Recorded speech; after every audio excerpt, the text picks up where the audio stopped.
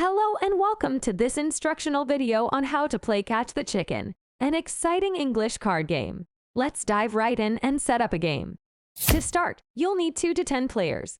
Once you have your players, divide them into 2 teams, chickens and catchers.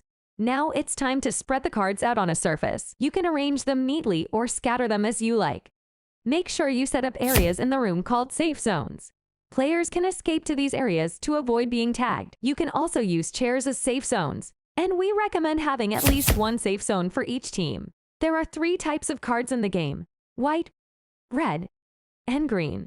To begin the game, players take turns flipping over cards. Remember to flip the cards quickly and face up, so everyone can see them at the same time. If a white card is flipped over, the player reads the card's word aloud. For a red card, chickens run to their safe zone, while for a green card, catchers run to theirs. If a player is tagged by an opponent before reaching their safe zone, they need to switch teams. Return green and red cards to the pile after being played, but leave the white cards face up to avoid repetition. The game can continue until one of the 2 teams has no players left, or it can go on indefinitely until the end of the class. And that's it. You're now ready to play Catch the Chicken. Have fun and enjoy the game.